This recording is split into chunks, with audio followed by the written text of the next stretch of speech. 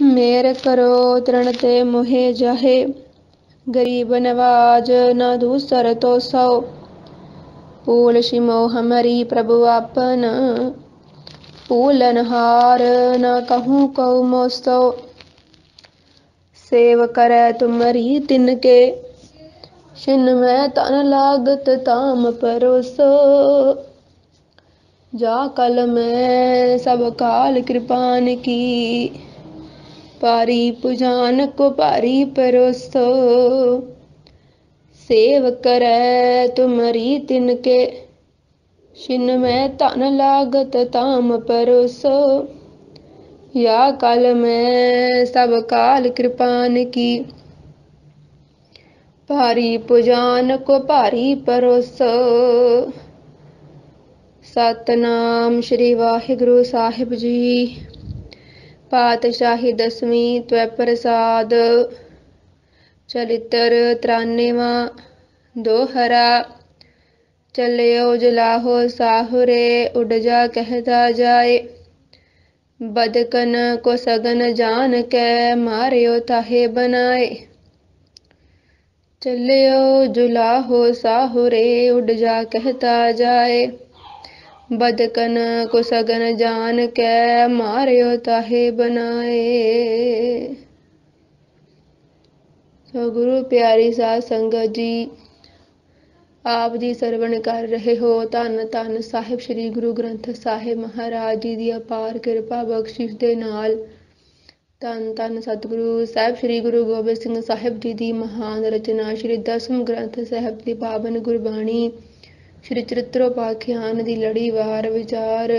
ਸੋ ਸਤਿਗੁਰੂ ਜੀ ਦੀ ਕਿਰਪਾ ਰਹਿਮਤ ਬਖਸ਼ਿਸ਼ ਦੇ ਨਾਲ ਜੋ 92 ਚਰਿੱਤਰ ਹਨ, ਵਿਚਾਰ ਸਹਿਤ ਪੂਰਨ ਹੋ ਚੁੱਕੇ ਨੇ। ਸੋ ਅੱਜ ਜੋ 93ਵੇਂ ਨੰਬਰ ਚਰਿੱਤਰ ਹੈ, ਉਸ ਦੀ ਵਿਚਾਰ ਸਤਿਗੁਰੂ ਜੀ ਦੀ ਕਿਰਪਾ ਬਖਸ਼ਿਸ਼ ਦੇ ਨਾਲ ਕਰਨੀ ਹੈ। ਤਾਂ ਤੇ ਗਰੀਬ ਨਵਾਜ ਪਾਤਸ਼ਾਹ ਬਚਨ ਫਰਮਾਉਂਦੇ ਨੇ। ਦੋਹਰਾ। चलियो जुलाहो साहुरे, उड़ जा कहता जाए। बदकन को सगन जान के, मारियो ताहे बनाए। सतगुरु ਸਾਹਿਬ ਮਹਾਰਾਜ ਸੱਚੇ ਪਾਤਸ਼ਾਹ ਜੀ ਬਚਨ ਫਰਮਾਉਂਦੇ ਹਨ ਕਿ ਇੱਕ ਜੁਲਾਹਾ ਜੋ ਆਪਣੇ ਸਹੁਰੇ ਜਾ ਰਿਹਾ ਸੀ ਤੇ ਰਸਤੇ ਵਿੱਚ ਉਹ ਐਵੇਂ ਹੀ ਕਿ ਬਿਨਾਂ ਕਿਸੇ ਕਾਰਨ ਤੋਂ ਹੀ ਜਿਹੜੇ ਇਨਸਾਨ ਗੱਲਾਂ ਕਰਦੇ ਹਨ ਜਿਨ੍ਹਾਂ ਦਾ ਕੋਈ ਮਤਲਬ ਨਹੀਂ ਹੁੰਦਾ, ਜਾਂ ਜੋ ਇਨਸਾਨ ਸਥਿਤੀ ਨੂੰ ਪਹਿਚਾਣ ਕਰਕੇ ਗੱਲ ਨਹੀਂ ਕਰਦੇ, ਐਵੇਂ ਮੂੰਹ ਤੋਂ ਫਜ਼ੂਲ ਗੱਲਾਂ ਕਰਦੇ ਹਨ, ਉਹਨਾਂ ਦਾ ਹੀ ਚਰਿੱਤਰ ਜਿਹੜਾ ਹੈ ਮਹਾਰਾਜ ਜੀ ਨੇ 93 ਨੰਬਰ ਚਰਿੱਤਰ ਦੇ ਵਿੱਚ ਵਿਸਥਾਰ ਸਹਿਤ ਦੱਸਿਆ ਹੈ ਕਿ ਜਿਹੜੇ ਇਨਸਾਨ ਬਿਨਾਂ ਸੋਚੇ ਸਮਝੇ ਜਾਂ ਸਮੇਂ ਦੀ ਨਜਾਕਤ ਨੂੰ ਨਾ ਪਛਾਣਦੇ ਹੋਏ ਮੂੰਹੋਂ ਗੱਲਾਂ ਕਰਦੇ ਨੇ, ਬੋਲ ਕੱਢਦੇ ਨੇ, ਤਾਂ ਉਹ ਫਿਰ ਜੁੱਤੀਆਂ ਹੀ ਖਾਂਦੇ ਹਨ। ਉਹ ਜ਼ਿੰਦਗੀ ਦੇ ਵਿੱਚ ਘਾਟਾ ਹੀ ਖਾਂਦੇ ਹਨ, ਅਸਫਲ ਹੀ ਹੁੰਦੇ ਨੇ ਤੇ ਸਮਾਜ ਵੀ ਐਸੇ ਲੋਕਾਂ ਨੂੰ ਪਸੰਦ ਨਹੀਂ ਕਰਦਾ। ਤਾਂ ਮਹਾਰਾਜ ਜੀ ਹੁਣ ਇਸ ਚਰਿੱਤਰ ਜਿਹੜਾ ਹੈ ਹਾਸ ਰਸ ਵਾਲਾ ਚਰਿੱਤਰ ਹੈ ਕਿ ਇਸ ਚਰਿੱਤਰ ਦੇ ਵਿੱਚ ਗੁਰੂ ਸਾਹਿਬ ਜੀ ਨੇ ਜੁਲਾਹੇ ਦੀ ਜੋ ਹਾਲਤ ਹੈ ਬਿਆਨ ਕੀਤੀ ਹੈ, ਬਹੁਤ ਹੀ ਹਾਸ ਰਸ ਦੇ ਸਹਿਤ। ਤੇ ਮਹਾਰਾਜ ਜੀ ਆਖਦੇ ਹਨ ਕਿ ਉਹ ਜੁਲਾਹਾ ਮੂਰਖ ਸੀ ਜੋ ਬਿਨਾਂ ਸਮਝ ਦੀ ਨਜਾਕਤ ਪਛਾਣੇ ਹੀ ਬਿਨਾਂ ਸੋਚੇ ਸਮਝੇ ਮੂੰਹੋਂ ਤੋਂ ਫਜ਼ੂਲ ਦੀਆਂ ਗੱਲਾਂ ਕਰਦਾ ਸੀ।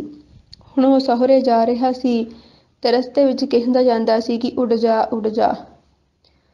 ਬਦਕਨ ਕੁਸਗਨ ਜਾਣ ਕੇ, ਮਾਰਿਓ ਤਾਹੇ ਬਣਾਏ। ਤੇ ਬਦਕਨ ਭਾਵ ਸ਼ਿਕਾਰੀ, ਰਸਤੇ ਦੇ ਵਿੱਚ ਸ਼ਿਕਾਰੀ ਸਨ। ਉਹਨਾਂ ਨੇ ਇਹ ਸੋਚਿਆ ਕਿ ਇਹ ਤਾਂ ਗਲਤ ਆਖ ਰਿਹਾ ਹੈ ਕਿ ਅਸੀਂ ਪੰਛੀਆਂ ਨੂੰ ਫਸਾਉਣ ਵਾਸਤੇ ਉਹਨਾਂ ਨੂੰ ਆਪਣੇ ਵੱਲ ਪ੍ਰੇਰਦੇ ਹਾਂ, ਆਪਣੇ ਵੱਲ ਖਿੱਚ ਕੇ ਲਿਆਉਣ ਦੀ ਕੋਸ਼ਿਸ਼ ਕਰਦੇ ਹਾਂ, ਤੇ ਇਹ ਆਖ ਰਿਹਾ ਹੈ ਪੰਛੀਆਂ ਨੂੰ ਕਿ ਉੱਡ ਜਾ ਦੀ ਉੱਡ ਜਾ। ਇਹ ਸਾਡੇ ਕੰਮ ਦੇ ਵਿੱਚ ਵਿਘਨ ਪੈਦਾ ਕਰਦਾ ਹੈ। ਤੇ ਇਸ ਕਰਕੇ ਉਹਨਾਂ ਨੇ ਇਹ ਸੋਚ ਕੇ ਜੁਲਾਹੇ ਨੂੰ ਬਹੁਤ ਮਾਰਿਆ। ਬਦਕ ਬਾਚ ਉੱਡ ਉੱਡ ਆਵੋ, ਫਾਸੇ ਹੋ ਇਉਂ ਕਹਿਤਾ ਮਗ ਜਾਏ। ਤੋ ਸ਼ਿਕਾਰੀ ਆਖਣ ਲੱਗੇ, ਜਿਸ ਵੇਲੇ ਜੁਲਾਹੇ ਨੂੰ ਬਹੁਤ ਕੁੱਟਿਆ, ਜੁਲਾਹੇ ਨੇ ਹੱਥ ਜੋੜੇ ਆਖਣ ਲੱਗਾ ਕਿ ਮੈਨੂੰ ਮਾਰੋ ਨਾ, ਜਿਵੇਂ ਤੁਸੀਂ ਆਖੋਗੇ ਮੈਂ ਉਵੇਂ ਹੀ ਕਰਾਂਗਾ। ਤਾਂ ਉਹ ਸ਼ਿਕਾਰੀ ਆਖਣ ਲੱਗੇ, ਜਿੱਥੇ ਤੂੰ ਉੱਡ ਜਾ ਕਹਿ ਰਿਹਾ ਹੈ, ਉੱਥੇ ਰਸਤੇ ਵਿੱਚ ਇਉਂ ਕਹਿੰਦਾ ਜਾ कि उड उड आओ ते फसदियां जाओ। जेकर इਉਂ कहेगा तां तेरा भला है, जो ऐसे बचपन कहियो हन है तोए रसाए। ਤੇ ਜੇਕਰ ਤੂੰ ਇਸ ਤਰ੍ਹਾਂ ਮੁੜ ਕੇ ਆਖਿਆ ਕਿ ਉੜ ਜਾਓ ਤਾਂ ਤੈਨੂੰ ਅਸੀਂ ਗੁੱਸੇ ਦੇ ਨਾਲ ਫਿਰ ਆਖਰ ਖਤਮ ਕਰ ਦੇਵਾਂਗੇ, ਤੇਰੀ ਜਾਨ ਲੈ ਲਵਾਂਗੇ। ਚਾਓ ਪਈ फस फस जा वो उड उड आए, ऐसे कहत जला हो जाए। ਹੁਣ ਉਹਨਾਂ ਸ਼ਿਕਾਰੀਆਂ ਦੀ ਗੱਲ ਮੰਨ ਕੇ ਉਹ ਜਿਹੜਾ ਜੁਲਾਹਾ ਸੀ ਉਹ ਇਵੇਂ ਕਹਿੰਦਾ ਜਾਂਦਾ ਸੀ ਕਿ ਉੱਡ ਉੱਡ ਕੇ ਆਓ ਤੇ ਫਸਦੀਆਂ ਜਾਓ। ਇਸ ਤਰ੍ਹਾਂ ਹੀ ਕਹਿੰਦਾ ਹੋਇਆ ਤੁਰਿਆ ਜਾ ਰਿਹਾ ਰਸਤੇ ਦੇ ਵਿੱਚ। ਚੋਰਨ ਕੁਸਗਨ ਚਿੱਤ ਵਿਚਾਰਿਓ, ਦੋ ਸੈ ਜੁੱਤੀ ਸੌ ਤੇ ਮਾਰਿਓ। ਤੇ ਜਦ ਫਿਰ ਉਹ ਚੋਰਾਂ ਨੇ ਇਉਂ ਸੁਣਿਆ ਕਿ ਜੁਲਾਹਾ ਆਖ ਰਿਹਾ ਸੀ ਕਿ ਉੱਡ ਉੱਡ ਕੇ ਆਓ ਤੇ ਫਸਦੀਆਂ ਜਾਓ। ਚੋਰਾਂ ਨੇ ਸੁਣਿਆ ਵੀ ਇਹ ਇਉਂ ਆ ਕੇ ਲੋਕਾਂ ਨੂੰ ਸੁਚੇਤ ਕਰਦਾ ਪਿਆ ਹੈ ਕਿ ਅੱਗੇ ਤੁਹਾਡੇ ਵਾਸਤੇ ਖਤਰਾ ਹੈ, ਜੇਕਰ ਤੁਸੀਂ ਇੱਥੇ ਆਉਂਦੇ ਹੋ ਤਾਂ ਫਸ ਜਾਓਗੇ, ਇਸ ਕਰਕੇ ਆਪਣਾ ਦੂਰੋਂ ਹੀ ਬਚਾਅ ਕਰ ਲਵੋ। ਤੇ ਇਹ ਤੇ ਸਾਡਾ ਨੁਕਸਾਨ ਕਰਦਾ ਪਿਆ ਹੈ, ਸਾਡਾ ਕੰਮ ਜੋ ਅਸੀਂ ਕਰਨ ਵਾਸਤੇ ਨਿਕਲੇ ਆ ਉਹ ਕਿਵੇਂ ਬਣੇਗਾ।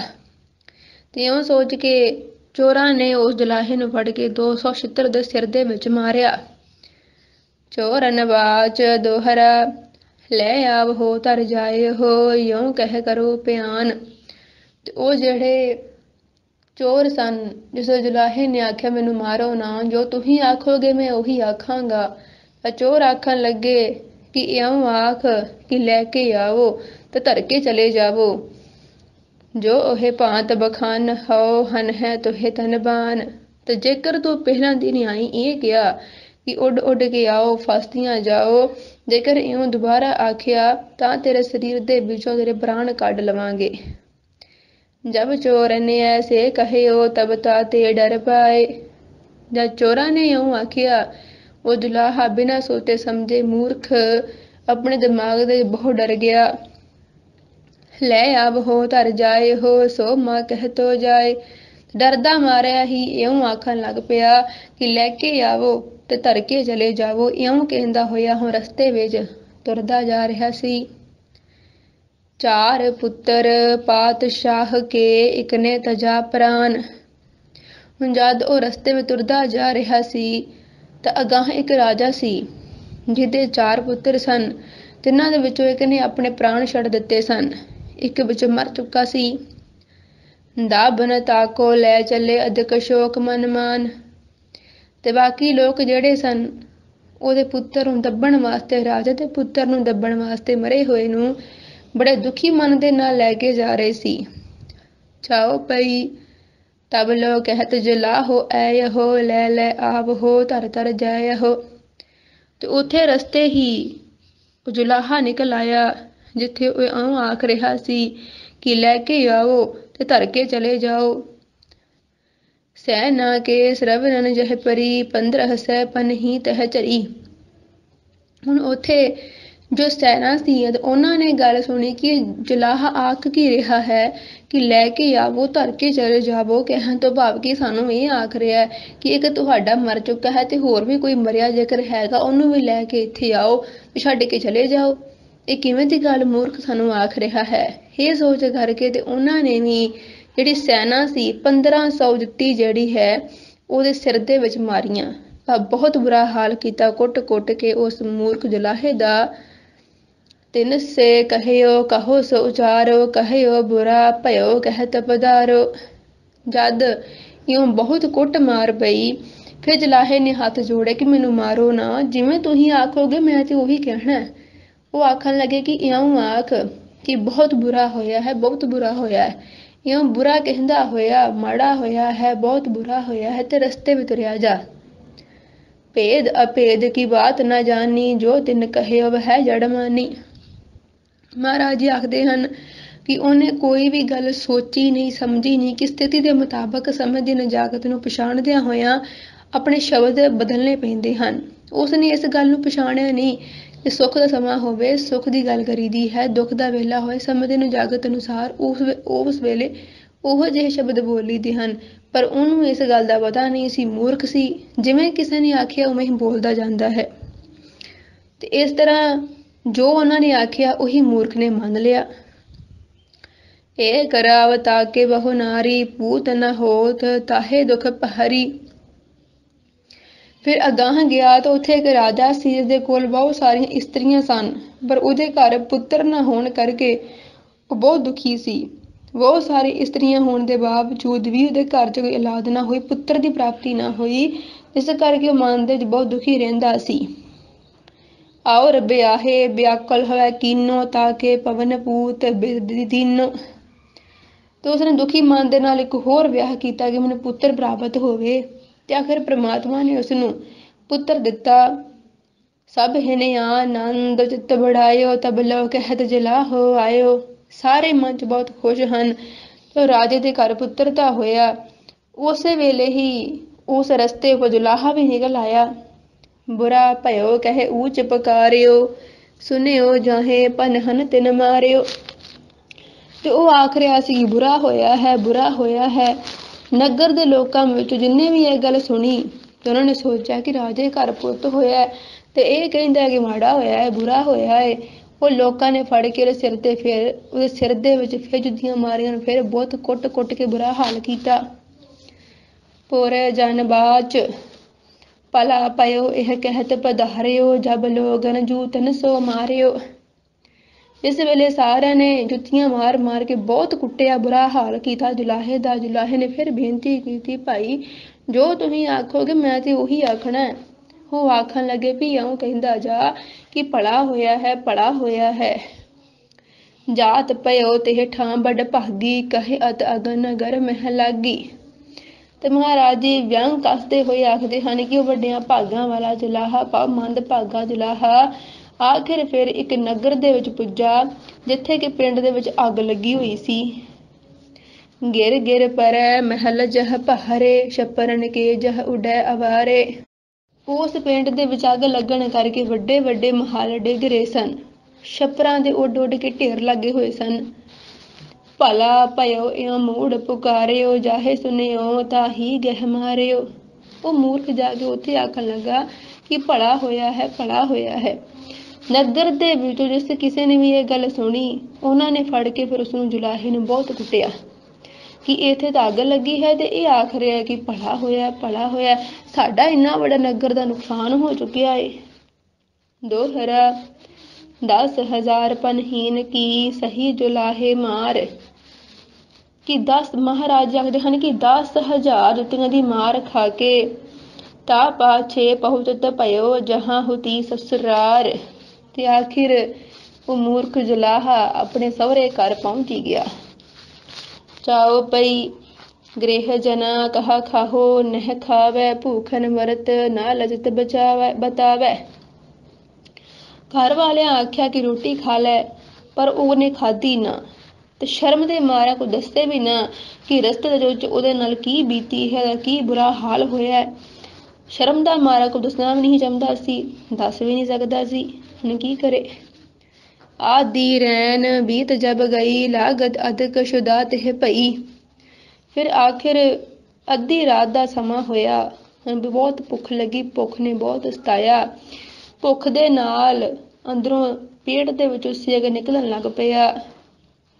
ਲੱਕਰੀ ਭਏ ਤੇਲ ਘੱਟ ਫੋਰਿਓ ਤੀਨੋ ਸਕਲ ਨੈਕ ਨਹਿ ਛੋਰਿਓ। ਉਹਨੇ ਕੀ ਕੀਤਾ ਕਿ ਡੰਡਾ ਲਿਆ, ਡੰਡਾ ਲੈ ਕਰਕੇ ਤੇਲ ਦਾ ਘੜਾ ਭੰਨ ਦਿੱਤਾ ਤੇ ਸਾਰਾ ਹੀ ਤੇਲ ਦਾ ਘੜਾ ਪੀ ਗਿਆ, ਥੋੜਾ ਜਿਹਾ ਵੀ ਬਾਕੀ ਉਹਨੇ ਛੱਡਿਆ ਨਹੀਂ। ਸੂਰਜ ਚੜਿਓ ਉੱਡਗ ਛਪ ਗਏ ਫਾਂਸ ਪਾਨ ਸੋ ਕਊਆ ਲਏ। ਆਖਿਰ ਫਿਰ ਸੂਰਜ ਚੜਿਆ, ਇਸ ਕਰਕੇ ਤਾਰੇ ਛੁਪ ਗਏ, ਦਿਨ ਚੜ ਆਇਆ। ਤੇ ਉਹਨੇ ਜਿਹੜਾ ਜੁਲਾਹਾ ਸੀ ਉਹਨੇ ਆਪਣੇ ਹੱਥ ਦੇ ਵਿੱਚ ਕਾਨੇ ਲੈ ਲਏ ਹਨ। ਦੋਹਰਾ ਤਾਨੀ ਵੇਚ ਕਿਰਪਾਨ ਲਈ ਚੱਲਿਓ ਚਾਕਰੀ ਧਾਏ। ਹੁਣ ਜੁਲਾਹੇ ਨੇ ਕੀ ਸੋਚਿਆ, ਉਹਨੇ ਸੋਧ ਦੀ ਤਣੀ ਵੇਚ ਦਿੱਤੀ ਤੇ ਕਿਰਪਾਨ ਖਰੀਦੀ ਤੇ ਰਸਤੇ ਵਿੱਚ ਤੁਰ ਪਿਆ ਹੈ ਸੋਚ ਕੇ ਕਿ ਹੁਣ ਉਹ ਕਿਰਪਾਨ ਉਸਨੇ ਲੈ ਲਈ ਹੈ ਤੇ ਹੁਣ ਉਹ ਰਾਜੇ ਕੋਲ ਜਾ ਕੇ ਨੌਕਰੀ ਕਰੇਗਾ, ਤੇ ਇਸ ਕਰਕੇ ਉਸਨੂੰ ਯੋਗ ਤਨਖਾਹ ਵੀ ਮਿਲ ਸਕੇ। ਮਾਰਤ ਮਾਰਗ ਸਿੰਘ ਜਹ ਤਿਹ ਠਾਂ ਪਹੁੰਚਿਆ ਆਏ। ਉਹ ਨੌਕਰੀ ਦੇ ਭਾਲ ਵਿੱਚ ਰਾਜੇ ਕੋਲ ਜਾਂਦਾ ਹੋਇਆ ਉਹ ਇੱਕ ਐਸੇ ਨਗਰ ਦੇ ਵਿੱਚ ਪਹੁੰਚਿਆ ਜਿੱਥੇ ਕਿ ਨਗਰ ਦੇ ਲੋਕਾਂ ਨੂੰ ਸ਼ੇਰ ਮਾਰ ਕੇ ਖਾ ਜਾਂਦਾ ਸੀ। ਤਰਸਤ ਜੁਲਾਹੋ ਦਰਮ ਚੜਿਓ ਗਹਿ ਸਹਿਥੀ ਹਾਥ। ਜਦ ਉਸ ਨਗਰ ਦੇ ਵਿੱਚ ਪਹੁੰਚਿਆ ਉੱਥੇ ਸ਼ੇਰ ਆ ਗਿਆ। ਸ਼ੇਰ ਨੂੰ ਵੇਖ ਕੇ ਜੁਲਾਹਾ ਬਹੁਤ ਘਬਰਾ ਗਿਆ ਤੇ ਡਰਦਾ ਹੋਇਆ ਦਰਖਤ ਦੇ ਉੱਪਰ ਚੜ ਗਿਆ ਹੈ। ਦਰਖਤ ਦੇ ਉੱਪਰ ਚੜਿਆ ਹੋਇਆ ਸੀ ਕਿ ਤਰੇ ਆਨ ਠਾਡੋ ਪਇਓ ਸਿੰਘ ਰੋਸ ਕੇ ਸਾਥ। ਜਿਹੜਾ ਸ਼ੇਰ ਸੀ ਉਹ ਵੀ ਬਹੁਤ ਗੁੱਸੇ ਦੇ ਵਿੱਚ ਆ ਕੇ ਉਸ ਦਰਖਤ ਦੇ ਹੇਠਾਂ ਖੜਾ ਹੋ ਗਿਆ ਕਿ ਉਹ ਜੁਲਾਹੇ ਨੂੰ ਖਾਣਾ ਚਾਹੁੰਦਾ ਸੀ। ਚਾਓ ਪਈ ਸਿੰਘ ਹੈ ਦ੍ਰਿਸ਼ਟ ਜੁਲਾਹੇ ਪਰੀ ਵਰਸ਼ੀ ਕੰਪਤ ਹਾਥ ਦੇ ਚਰੀ। ਜਦੋਂ ਸ਼ੇਰ ਦੀ ਨਿਗਾਹ ਜੁਲਾਹੇ ਉੱਪਰ ਪਈ ਤਾਂ ਉਹ ਸ਼ੇਰ ਨੇ ਪੂਰੀ ਜੋਰ ਨਾਲ ਦਹਾੜਿਆ, ਜਿਸ ਕਰਕੇ ਸ਼ੇਰ ਦੀ ਗਰਜ ਨੂੰ ਸੁਣ ਕੇ ਜਿਹੜਾ ਜੁਲਾਹਾ ਸੀ ਉਹ ਕੰਬ ਗਿਆ ਤੇ ਕੰਬਦੇ ਹੋਏ ਦੇ ਹੱਥੋਂ ਜਿਹੜੀ ਬਰਸ਼ੀ ਸੀਗੀ ਹੱਥੋਂ ਡਿੱਗ ਪਈ। ਮੁਖ ਮੈਂ ਲਗੀ ਪਿਸ਼ਟ ਤਰ ਨਿਕਸੀ ਜਨ ਕਰ ਕੰਜ ਕਲੀ ਸੀ ਬਿਗਸੀ। ਜਿਹੜੀ ਉਹ ਬਰਸੀ ਸੀ, ਕਿਉਂਕਿ ਸ਼ੇਰ ਨੇ ਮੂੰਹ ਵੱਢਿਆ ਹੋਇਆ ਸੀ, ਦਹਾੜ ਰਿਹਾ ਸੀ, ਇਸ ਵੇਲੇ ਉਹਦੇ ਹੱਥੋਂ ਡਰਦਿਆਂ ਮਾਰਿਆ ਹੱਥੋਂ ਬਰਸ਼ੀ ਡਿੱਗੀ। ਉਹ ਬਰਛੀ ਜਿਹੜੀ ਸੀ ਸ਼ੇਰ ਦੇ ਸਾਹ ਰਗ ਦੇ ਵਿੱਚ ਜਾ ਵੱਜੀ, ਜਿਸ ਕਰਕੇ ਉਹ ਮੂੰਹ ਦੇ ਵਿੱਚ ਲੱਗੀ ਤੇ ਪਿੱਠ ਦੇ ਵਿੱਚੋਂ ਨਿਕਲ ਗਈ। ਜਿਵੇਂ ਕਿ ਮਹਾਰਾਜ ਕਹਿੰਦੇ ਇਵੇਂ ਦਾ ਸੀਨ ਬਣ ਗਿਆ, ਇਵੇਂ ਦ੍ਰਿਸ਼ ਬਣ ਗਿਆ ਇਵੇਂ ਦਾ ਕਿ ਜਿਵੇਂ ਕਵਲ ਦੀ ਕਲੀ ਖਿੜੀ ਹੋਵੇ। ਇਵੇਂ ਦ੍ਰਿਸ਼ ਕਿ ਸ਼ੇਰ ਦੇ ਮੂੰਹ ਦੇ ਵਿੱਚੋਂ ਨਿਕਲ ਕਰਕੇ ਸ਼ੇਰ ਦੇ ਮੂੰਹ ਦੇ ਵਿੱਚੋਂ ਬੜੀ ਬਰਛੀ ਉਹਦੀ ਪਿੱਠ ਦੇ ਵਿੱਚੋਂ ਬਾਹਰ ਨਿਕਲੀ ਤੇ ਇਵੇਂ ਦਾ ਦ੍ਰਿਸ਼ ਜਿਹਾ ਬਣ ਗਿਆ। ਜਾਣਿਓ ਸਾਜ ਸਿੰਘ ਮਰ ਗਇਓ ਉਤਰਿਓ ਪੂਛ ਕਾਨ ਕੱਟ ਲਿਓ। ਤੇ ਜਦ ਉਹ ਜੁਲਾਹੇ ਨੇ ਸਮਝਿਆ ਕਿ ਸ਼ੇਰ ਤਾਂ ਹੁਣ ਮਰ ਗਿਆ ਹੈ ਤਾਂ ਉਹ ਦਰਖਤ ਤੋਂ ਉਤਰਿਆ ਤੇ ਉਤਰ ਕੇ ਉਹਨੇ ਸ਼ੇਰ ਦੀ ਪੂਛ ਤੇ ਕੰਨ ਜਿਹੜਾ ਸੀ ਉਹ ਕੱਟ ਲਿਆ।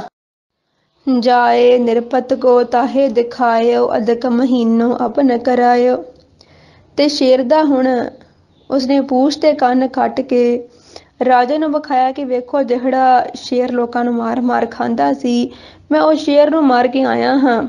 ਜਿਸ ਕਰਕੇ ਰਾਜਾ ਉੱਤੇ ਬੜਾ ਖੁਸ਼ ਹੋਇਆ ਤੇ ਰਾਜੇ ਨੇ ਆਖਰ ਉਹਨੂੰ ਆਪਣੇ ਕੋਲ ਨੌਕਰੀ ਤੇ ਰੱਖ ਲਿਆ ਤੇ ਉਸ ਨੂੰ ਮਹੀਨਾ ਜਿਹੜਾ ਸੀ ਉਹ ਤਨਖਾਹ ਜਿਹੜੀ ਸੀ ਬਹੁਤ ਅਧਿਕ ਕਰਕੇ ਰੱਖੀ। ਬਹੁਤ ਸਾਰਾ ਧਨ ਮਾਲ ਦੇ ਕੇ ਉਹਨੂੰ ਖੁਸ਼ ਕੀਤਾ। ਦੋਹਰਾ ਏਕ ਛਤਰ ਤਾਕੋ ਹੁਤੋ ਚੜਿਓਸ ਅਨੀ ਬਣਾਏ। ਤੇ ਉਸ ਰਾਜੇ ਦਾ ਆਖਰ ਇੱਕ ਦੁਸ਼ਮਣ ਸੀ ਜੋ ਕਿ ਉਸ ਰਾਜੇ ਨੂੰ ਮਾਰਨ ਵਾਸਤੇ ਆਪਣੀ ਸੈਨਾ ਲੈ ਕੇ ਉਹਦੇ ਉੱਪਰ ਚੜਾਈ ਕਰਕੇ ਆ ਰਿਹਾ ਸੀ। ਸੈਨਾ ਪਤ ਪਚ ਮਾਰ ਕੇ ਇਹ ਨਿਰਪਦਿਓ ਪਠਾਏ। ਤੇ ਰਾਜੇ ਨੇ ਕੀ ਕੀਤਾ ਕਿ ਪਚ ਮਾਰ, ਪਚ ਭਾਵ ਸ਼ੇਰ ਨੂੰ ਮਾਰਨ ਵਾਲਾ ਜਿਹੜਾ ਉਹ ਜੁਲਾਹਾ ਸੀ, ਰਾਜੇ ਨੇ ਸੋਚਿਆ ਕਿ ਇਹ ਬਹੁਤ ਬਹਾਦਰ ਹੈ, ਇਹਨੇ ਸ਼ੇਰ ਨੂੰ ਖਤਮ ਕਰ ਦਿੱਤਾ ਹੈ ਤੇ ਇਹ ਤਾਂ ਜ਼ਰੂਰ ਮੇਰੀ ਸੈਨਾ ਦੇ ਵਿੱਚ ਸੈਨਾਪਤੀ ਰੂਪ ਦੇ ਵਿੱਚ ਕੰਮ ਆਵੇਗਾ ਤੇ ਜੰਗ ਦੇ ਮੈਦਾਨ ਵਿੱਚ ਦੁਸ਼ਮਣਾਂ ਨੂੰ ਲੋਹੇ ਦੇ ਚਣੇ ਚਵਾ ਦੇਵੇਗਾ। ਇਸ ਕਰਕੇ ਰਾਜੇ ਨੇ ਉਸ ਸ਼ੇਰ ਮਾਰਨ ਵਾਲੇ ਜੁਲਾਹੇ ਨੂੰ ਆਪਣੀ ਸੈਨਾ ਦਾ ਮੁੱਖ ਸੈਨਾਪਤੀ ਬਣਾਇਆ। ਚਾਓ ਪਈ ਯਹ ਪਚ ਮਾਰ ਖਬਰ ਸੁਨ ਪਾਈ ਨਾਰ ਨਾਰ ਜੁਲਾਹੀ ਹੁਤੀ ਬੁਲਾਈ। ਜੁਲਾਹੇ ਨੇ ਇਹ ਖਬਰ ਆਪਣੇ ਕੰਨਾਂ ਨਾਲ ਸੁਣੀ ਕਿ ਰਾਜੇ ਨੇ ਮੈਨੂੰ ਆਪਣੀ ਸੈਨਾ ਦਾ ਮੁੱਖ ਸੈਨਾਪਤੀ ਬਣਾ ਦਿੱਤਾ ਏ ਤੇ ਹੁਣ ਮੈਨੂੰ ਇਹ ਜੰਗ ਦੇ ਵਿੱਚ ਲੜਾਉਣਾ ਚਾਹੁੰਦਾ ਏ। ਤੇ ਉਹ ਇਹ ਗੱਲ ਸੁਣ ਕੇ ਬਹੁਤ ਡਰ ਗਿਆ। ਉਹਨੇ ਆਪਣੀ ਘਰ ਵਾਲੀ ਜੁਲਾਹੀ ਨੂੰ ਬੁਲਾ ਲਿਆ। ਚਿੱਤ ਮੈਂ ਦੇਖ ਦੂਹੂ ਡਰ ਕੀਨੋ ਅਰਧ ਰਾਤ ਬਨ ਕੋ ਮਗਲੀਨੋ। ਉਹਨੇ ਕੀ ਕੀਤਾ ਕਿ ਆਪਣੀ ਪਤਨੀ ਨੂੰ ਬੁਲਾਇਆ। ਦੋਵੇਂ ਮਨ 'ਚ ਬਹੁਤ ਘਬਰਾਏ ਕਿ ਹੁਣ ਕੀ ਕੀਤਾ ਜਾਵੇ, ਮੈਂ ਤਾਂ ਲੜ ਨਹੀਂ ਸਕਦਾ, ਇਹ ਤਾਂ ਪ੍ਰਮਾਤਮਾ ਨੇ ਬਿਧ ਬਣਾਈ। ਉਹ ਸ਼ੇਰ ਮਰ ਗਿਆ ਤੇ ਸ਼ੇਰ ਦੇ ਕਰਕੇ ਮੈਂ ਰਾਜੇ ਕੋਲ ਜਾ ਕੇ ਨਾਮ ਖੱਟ ਲਿਆ, ਪਰ ਰਾਜੇ ਨੇ ਮੈਨੂੰ ਕੀ ਪਤਾ ਸੀ ਕਿ ਮੁੱਖ ਸੈਨਾਪਤੀ ਬਣਾ ਲੈਣਾ ਹੈ ਤੇ ਮੈਨੂੰ ਹੁਣ ਜੰਗ ਦੇ ਵਿੱਚ ਭੇਜ ਰਿਹਾ ਹੈ, ਹੁਣ ਕੀ ਕੀਤਾ ਜਾਵੇ। ਤੇ ਫਿਰ ਉਹਨਾਂ ਨੇ ਸੋਚਿਆ ਕਿ ਹੁਣ ਸਾਨੂੰ ਇੱਥੋਂ ਨਿਕਲ ਜਾਣਾ ਹੀ ਸਹੀ ਰਹੇਗਾ, ਅਸੀਂ ਆਪਣੇ ਆਪ ਦਾ ਬਚਾਅ ਕਰਨਾ, ਦੋਵੇਂ ਏਦਾਂ ਕਰੀਏ ਇੱਥੋਂ ਭੱਜ ਚਲੀਏ। ਅਰਧ ਰਾਤ ਬਨ ਕੋ ਮਗਲੀਨੋ, ਬਹੁਤ ਮਨ ਦੇ ਵਿੱਚ ਘਬਰਾ ਗਏ। ਚਿੱਤ ਮੈਂ ਅਦਕ ਦੂਹੂ ਡਰ ਕੀਨੋ ਅਰਧ ਰਾਤ ਬਨ ਕੋ ਮਗਲੀਨੋ। ਅੱਧੀ ਰਾਤ ਨੂੰ ਉਹਨਾਂ ਨੇ ਭੱਜਣ ਦਾ ਫੈਸਲਾ ਕਰ ਲਿਆ। ਜਬ ਤ੍ਰਿਆ ਸਹਿਤ ਜਲਾਹੋ ਭਜਿਓ ਤਬ ਹੀ ਕੋਰ ਘਟਾ ਕਨ ਗਾਜਿਓ। ਜੋ ਇਸਤਰੀ ਸਮੇਤ ਜੁਲਾਹਾ ਭੱਜਿਆ ਤਾਂ ਉਸੇ ਸਮੇਂ ਰਾਤ ਦਾ ਹਨੇਰਾ ਭਰਿਆ ਸਮਾਂ ਸੀ। ਉਸੇ ਸਮੇਂ ਹੀ ਬੱਦਲ ਜਿਹੜੇ ਸੀ ਉਹ ਬੜੀ ਸ਼ੋਰ ਕਰਕੇ ਗੱਜਣ ਲੱਗ ਪਏ। ਕਬ ਹੁਮ ਚਮਕ ਬਜੁਰਿਆ ਜਾਵੇ ਤਬ ਮਾਰਗ ਕੋ ਚੀਨ ਨ ਆਵੇ। ਤੇ ਕਦੀ-ਕਦੀ ਬਿਜਲੀ ਚਮਕਦੀ ਸੀ ਤੇ ਰਾਹ ਦਾ ਅਗਾਂਹ ਪਤਾ ਨਜ਼ਰ ਨਹੀਂ ਆਉਂਦਾ ਸੀ। ਬਹੁਤ ਘੁੱਪ ਹਨੇਰ ਹੋ ਜਾਂਦਾ ਸੀ। ਮਗ ਤੈ ਭੂਲ ਤਿਸੀ ਮਗ ਪਰਿਓ, ਜੋ ਤਨਰਿਪ ਅਰ ਕੋ ਲਸਕਰ ਟਰਿਓ। ਤੇ ਉਹ ਰਸਤਾ ਭੁੱਲ ਕੇ ਆਖਰ ਉਸੇ ਰਸਤੇ ਉੱਤੇ ਪੈ ਗਏ ਨੇ ਜਿੱਥੇ ਕਿ ਰਾਜੇ ਦੁਸ਼ਮਣ ਜਿਹੜੇ ਸੀ, ਦੁਸ਼ਮਣ ਰਾਜੇ ਦੀ ਸੈਨਾ ਜਿਹੜੀ ਸੀ ਉਹ ਬੈਠੀ ਹੋਈ ਸੀ। ਕੋਈ ਹੁਤੀ ਦ੍ਰਿਸ਼ਟ ਨਹਿ ਆਈ, ਤਾਂ ਮੋਹ ਪਰਿਓ ਜਲਾ ਹੋ ਜਾਈ। ਤੇ ਉੱਥੇ ਖੂਹ ਬਣਿਆ ਹੋਇਆ ਸੀ।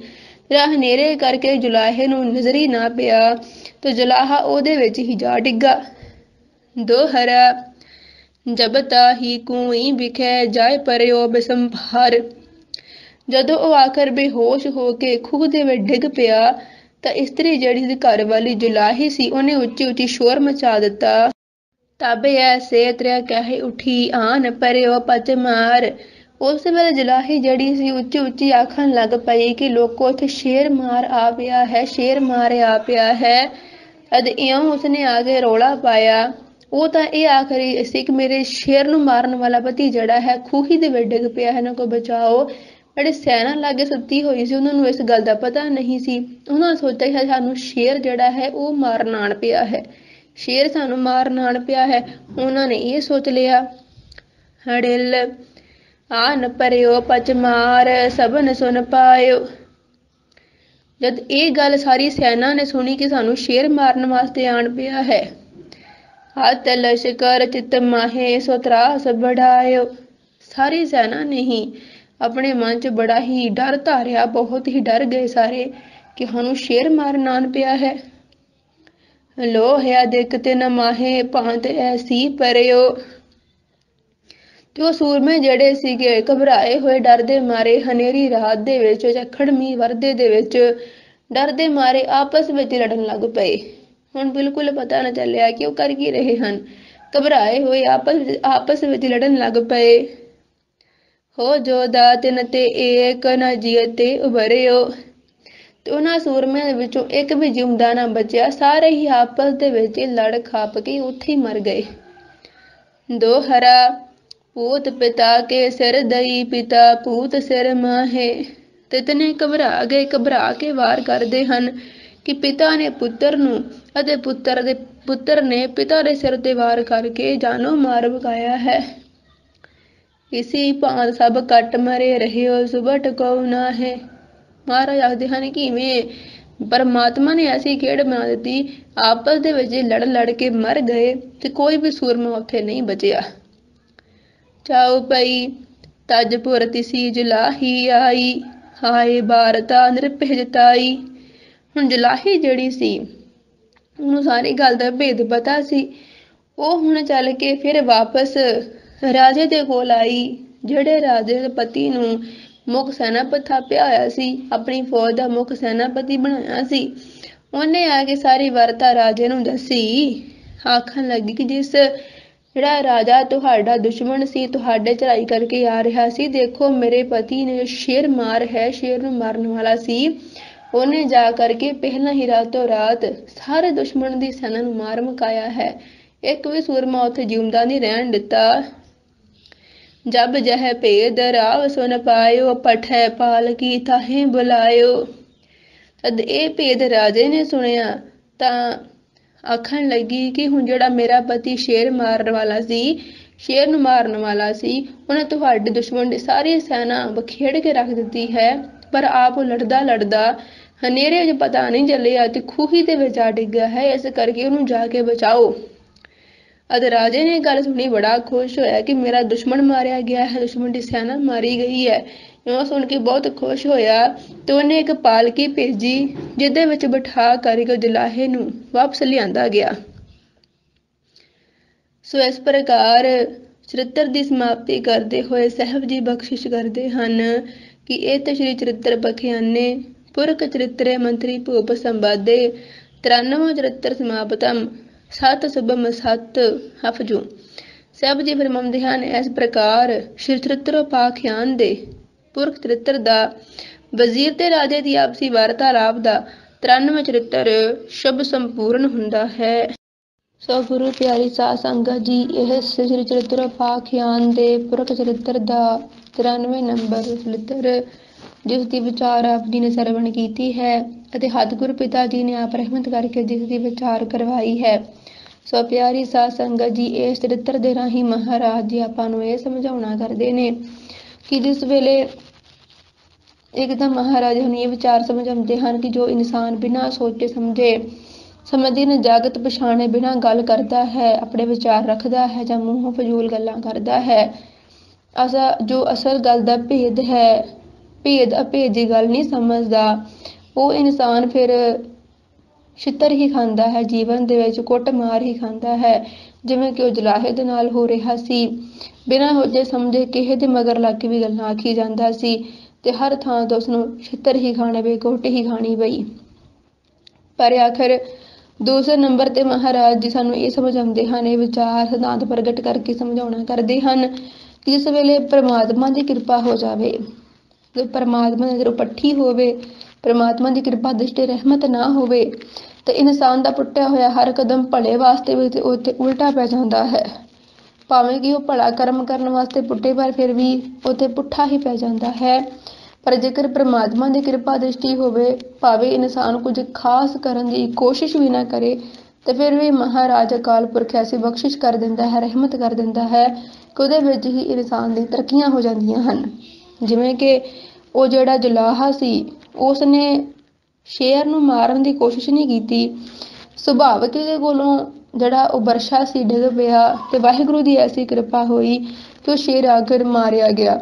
ਸ਼ੇਰ ਦੇ ਮਰਨ ਨਾਲ ਉਸਨੂੰ ਰਾਜੇ ਕੋਲ ਸੈਨਾਪਤੀ, ਮੁੱਖ ਸੈਨਾਪਤੀ ਦੀ ਨੌਕਰੀ ਮਿਲ ਗਈ। ਫਿਰ ਸੈਨਾਪਤੀ ਦੀ ਨੌਕਰੀ ਮਿਲੀ, ਉੱਥੋਂ ਵੀ ਭੱਜ ਉੱਠਿਆ, ਪਰ ਫਿਰ ਪਰਮਾਤਮਾ ਦੀ ਐਸੀ ਕਿਰਪਾ ਹੋਈ, ਬਿਧ ਬਣੀ ਤਾਂ ਉਸ ਨੂੰ ਰਾਜੇ ਕੋਲੋਂ ਕਾਫੀ ਧਨ ਮਾਲ ਦੀ ਪ੍ਰਾਪਤੀ ਹੋਈ, ਕਿਉਂਕਿ ਰਾਜੇ ਦਾ ਦੁਸ਼ਮਣ ਜਿਹੜਾ ਸੀ ਉਹ ਬਿਧ ਬਣਾ ਕੇ ਮਾਰਿਆ ਗਿਆ ਸੀ, ਮਰ ਚੁੱਕਾ ਸੀ, ਸੈਨਾ ਮਰ ਚੁੱਕੀ ਸੀ, ਰਾਜੇ ਸਿਰ ਤੋਂ ਖਤਰਾ ਜਿਹੜਾ ਸੀ ਟਲ ਚੁੱਕਾ ਸੀ ਤੇ ਇਸ ਗੱਲ ਦਾ ਸਿਹਰਾ ਜਿਹੜਾ ਸੀ ਉਸ ਜੁਲਾਹੇ ਨੂੰ ਹੀ ਆਉਂਦਾ ਸੀ। ਸਤਿਗੁਰੂ ਅਕਾਲ ਪੁਰਖ ਨੇ ਐਸੀ ਬਿਧ ਬਣਾਈ ਤੇ ਮਹਾਰਾਜ ਨੇ ਇੱਕ ਮੂਰਖ ਨੂੰ ਵੀ ਵਡਿਆਈਆਂ ਬਖਸ਼ ਦਿੱਤੀਆਂ।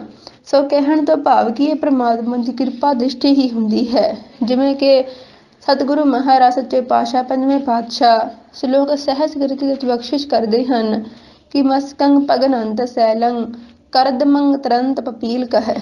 ਮਹਾਰਾਜ ਜੀ ਬਖਸ਼ਿਸ਼ ਕਰਦੇ ਹਨ, ਜਿਸ ਵੇਲੇ ਪ੍ਰਮਾਤਮਾ ਦੀ ਕਿਰਪਾ ਦ੍ਰਿਸ਼ਟੀ ਹੁੰਦੀ ਹੈ ਤੇ ਇੱਕ ਮੱਛਰ ਵੀ ਪਹਾੜ ਨੂੰ ਤੋੜਨ ਦੀ ਸੱਤਾ ਰੱਖਦਾ ਹੈ। ਮੱਛਰ ਪਹਾੜ ਨੂੰ ਤੋੜ ਨਹੀਂ ਸਕਦਾ, ਪਰ ਜੇਕਰ ਪ੍ਰਮਾਤਮਾ ਦੀ ਕਿਰਪਾ ਦ੍ਰਿਸ਼ਟੀ ਬਣ ਜਾਵੇ ਤੇ ਇਹ ਮੱਛਰ ਵਰਗਾ ਤੁੱਛ ਜੀਵ ਜਿਹੜਾ ਹੈ ਇਹ ਵੱਡੀਆਂ ਵੱਡੀਆਂ ਮੁਸ਼ਕਿਲਾਂ ਤੋਂ ਵੀ ਡਟ ਕੇ ਬਾਹਰ ਨਿਕਲ ਜਾਂਦਾ ਹੈ। ਤੇ ਕਰਦਮੰ ਤਰੰਤ ਪਪੀਲ ਕਹਿ ਆਖਦੇ ਹਨ ਕੀੜੀ ਨੂੰ। ਜੇ ਪ੍ਰਮਾਤਮਾ ਦੀ ਕਿਰਪਾ ਦ੍ਰਿਸ਼ਟੀ ਹੋਵੇ ਤਾਂ ਕੀੜੀ ਜਿਹੜੀ ਹੈ ਚਿੱਕੜ ਨੂੰ ਪਾਰ ਕਰ ਜਾਂਦੀ ਹੈ। ਚਿੱਕੜ ਨੂੰ ਕਦੇ ਕੀੜੀ ਪਾਰ ਨਹੀਂ ਕਰ ਸਕਦੀ, ਪਰ ਜੇਕਰ ਵਾਹਿਗੁਰੂ ਦੀ ਮਿਹਰ ਦ੍ਰਿਸ਼ਟੀ ਹੋ ਜਾਵੇ ਤਾਂ ਇਹ ਵੀ ਕਾਰਜ ਹੋ ਸਕਦਾ ਹੈ। ਕਹਿਣ ਤੋਂ ਭਾਵ ਜਿਵੇਂ ਉਹ ਜੁਲਾਹੇ ਦੇ ਨਾਲ ਹੋਇਆ, ਜੁਲਾਹੇ ਕੋਲੋਂ ਕਦੇ ਸ਼ੇਰ ਮਰ ਹੀ ਨਹੀਂ ਸਕਦਾ ਸੀ, ਪਰ ਆਖਿਰ ਪ੍ਰਮਾਤਮਾ ਨੇ ਐਸੀ ਬਿਧ ਬਣਾਈ, ਸ਼ੇਰ ਮਰ ਗਿਆ, ਪਰ ਉਹਦਾ ਸਿਹਰਾ ਜੁਲਾਹੇ ਨੂੰ ਹੀ ਮਿਲਿਆ, ਉਹਦੀ ਵਡਿਆਈ ਜੁਲਾਹੇ ਨੂੰ ਹੀ ਮਿਲੀ। ਸੋ ਇਸੇ ਕਰਕੇ ਮਹਾਰਾਜ ਬਖਸ਼ਿਸ਼ ਕਰਦੇ ਹਨ ਕਿ ਸਾਗਰੰ ਲਗੰਤ ਪਿੰਗੰ ਤਮ ਪਰਗਾਸੰਤ ਕਹਿ। ਮਹਾਰਾਜ ਬਖਸ਼ਿਸ਼ ਕਰਦੇ ਹਨ, ਵਾਹਿਗੁਰੂ ਦੀ ਕਿਰਪਾ ਦ੍ਰਿਸ਼ਟੀ ਹੋਵੇ ਤੇ ਇੱਕ ਪਿੰਗਲਾ ਇਨਸਾਨ ਵੀ ਸਾਗਰ ਪਾਰ ਕਰ ਸਕਦਾ ਹੈ। ਪਿੰਗਲੇ ਇਨਸਾਨ ਵਾਸਤੇ ਤੁਰਨਾ ਮੁਸ਼ਕਲ ਹੈ, ਬੈਠਣਾ ਉੱਠਣਾ ਮੁਸ਼ਕਲ ਹੈ, ਸਾਗਰ ਨੂੰ ਪਾਰ ਕਿਵੇਂ ਕਰੇਗਾ? ਪਰ ਜੇ ਵਾਹਿਗੁਰੂ ਦੀ ਕਿਰਪਾ ਦ੍ਰਿਸ਼ਟੀ ਹੋਏ ਤਾਂ ਇਹ ਵੀ ਹੋ ਸਕਦਾ ਹੈ। ਤਮ ਪਰਗਾਸੰਤ ਕਹਿ ਤੇ ਹਨੇਰੇ ਦੇ ਵਿੱਚ ਚਾਨਣ ਹੀ ਚਾਨਣ, ਪ੍ਰਕਾਸ਼ ਹੀ ਪ੍ਰਕਾਸ਼ ਹੋ ਜੇ ਜੇਕਰ ਵਾਹਿਗੁਰੂ ਦੀ ਕਿਰਪਾ ਦ੍ਰਿਸ਼ਟੀ ਹੋ ਜਾਵੇ ਤਾਂ। ਸੋ ਇਸ ਪ੍ਰਕਾਰ ਭਗਤ ਕਬੀਰ ਜੀ ਵੀ ਗੁਰਬਾਣੀ ਅੰਦਰ ਸਮਝਾਉਣਾ ਕਰਦੇ ਨੇ ਇਸੇ ਸਿਧਾਂਤ ਤੇ। ਭਗਤ ਕਬੀਰ ਜੀ ਸਮਝਾਉਂਦੇ ਹਨ ਕਿ ਭੇਖਾਰੀ ਤੇ ਰਾਜ ਕਰਾਵੈ ਰਾਜਾ ਦੇ ਭੇਖਾਰੀ। ਇਹ ਵਾਹਿਗੁਰੂ ਦੀ ਅਕਾਲ ਪੁਰਖ ਦੀ ਬਖਸ਼ਿਸ਼ ਹੈ, ਰਹਿਮਤ ਹੈ। ਜੇਕਰ ਉਹ ਮੌਜ ਵਿੱਚ ਆ ਜਾਵੇ ਤੇ ਇੱਕ ਭਿਖਾਰੀ ਨੂੰ ਰਾਜ ਬਖਸ਼ਿਸ਼ ਕਰ ਦੇਵੇ।